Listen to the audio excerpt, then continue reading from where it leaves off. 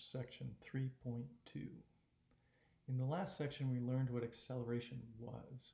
It's when velocity is changing, so you're either speeding up or slowing down. In this section, we're going to look at what happens to the position graph and the velocity graph when you're accelerating, and what are the formulas that we can use to solve problems for non-uniform or accelerated motion. Let's begin by looking at a position time graph.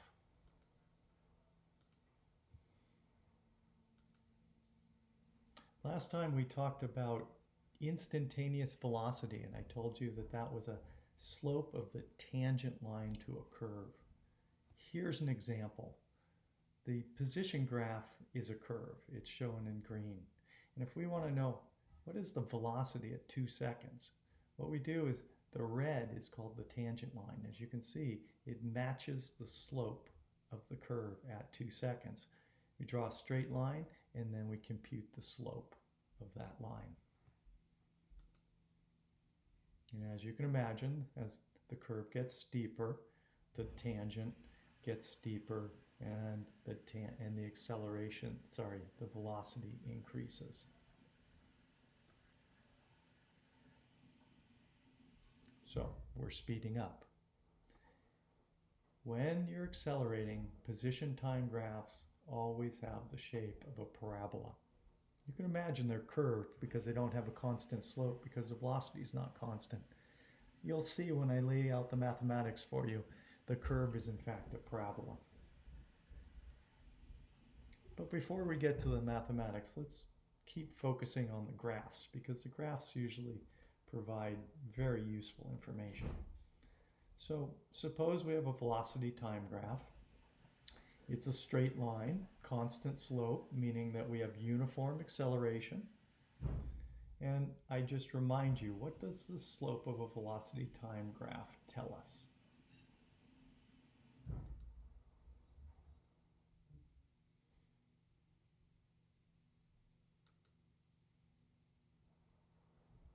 Well, the slope of a velocity time graph is the change in velocity over time, the rise over the run. Change in velocity over time is acceleration. Acceleration has kind of a funny unit, meter per second squared. It's better to think of it in this example, for example, every 2 seconds, the velocity increases by 10 meters per second.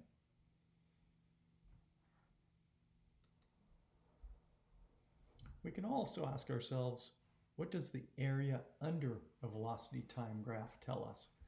Now in this case, this is a simple velocity time graph where we're moving at a constant speed, not accelerating, constant 8 meters per second.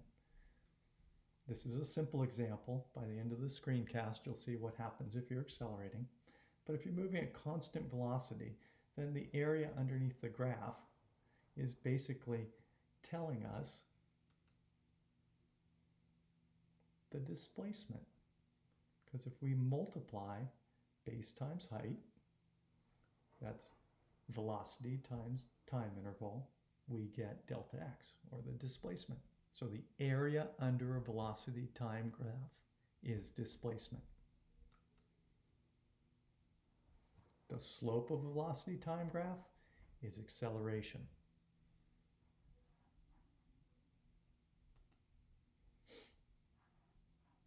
If we want to begin putting some of our graphs into equations, as we just saw over here, a velocity graph is a straight line when you accelerate.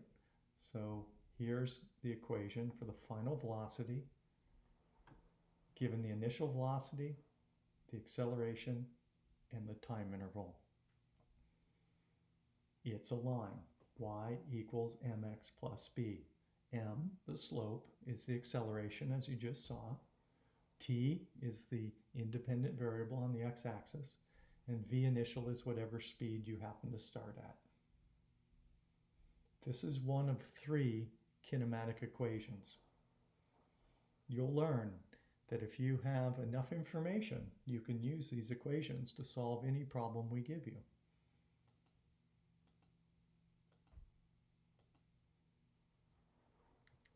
here's an equation that tells you the final position. If you know where you started, the initial position, your initial velocity, and your acceleration, and how long you travel for. Let me show you. This equation looks confusing, but it's really not. Well, first off, let me just show you. See how it depends on t-square? Look at the curve at the beginning we talked about. We said it was a parabola. What's the mathematical form of a parabola? Something squared. So how do you get this formula? Well, it's as simple as looking at what goes on under the area under a velocity time graph is equal to displacement. This case, though, it's not a constant velocity. This case, we have an increasing velocity, so we're accelerating. But nonetheless, the area under the graph is the displacement. The key is to divide it up into a rectangle plus a triangle.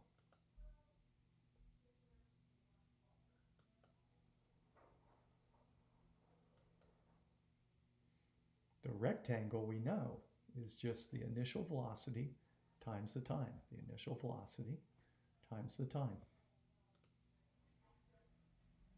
The triangle is the tougher part. So let's watch and see how that goes. First off, you know the formula for a triangle is 1/2 base times height. The base is easy. It's still t. The question is, what's the height? The height is how much you sped up.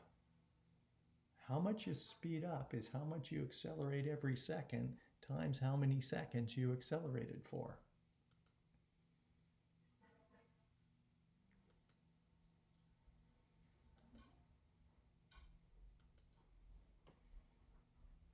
And as you see, 1/2 base times height.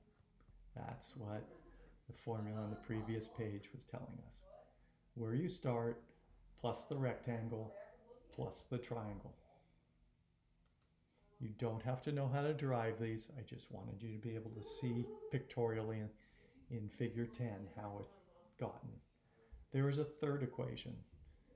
Basically, it's an algebra manipulation of the first two. It's not important that you know how to derive it, but basically if you eliminate t from the other two equations, you get this third equation. It's worth remembering, of the three equations, this is the only one that doesn't have time in it. So if you have a problem that's asking you for acceleration or velocity and they don't give you time, think of this equation. We will practice using these three equations. It can be a tough part in the course, and if you have trouble, please come see me for help. Let's just try the self-check. In the equation for final velocity with average acceleration, the final velocity is equal to the blank velocity plus the product of average acceleration and time. If you go back and look at that equation, it's the initial velocity plus a times t. Here's one to check your understanding. Very simple, like the one we went through a minute ago. They're asking, given this VT graph, what is the car's displacement at 2 seconds? Well, assuming they started at 0 and then they go to 2, we want to know the area right here between 0 and 2. Not sure why they drew the graph where they did. I would have put the green over here. So the area between 0 and 2 seconds underneath that graph is a rectangle. It's 2 times 8, traveled 16 meters.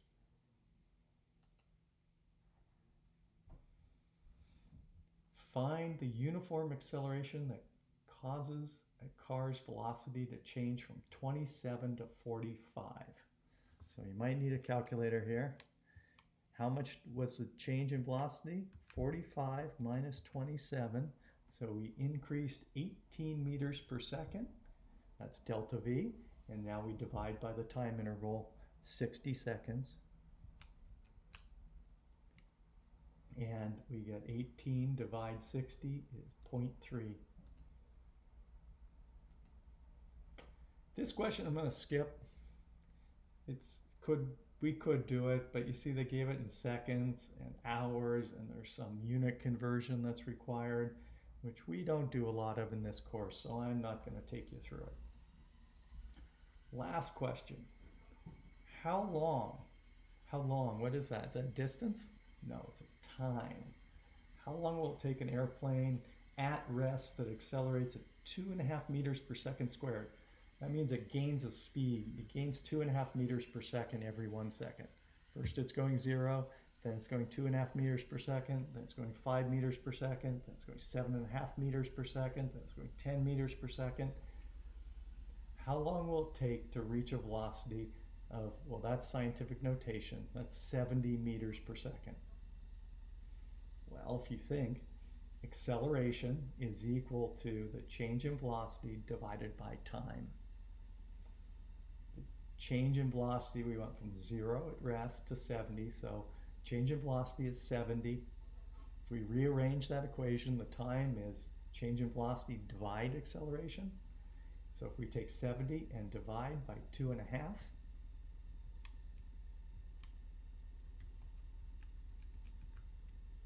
we get 28.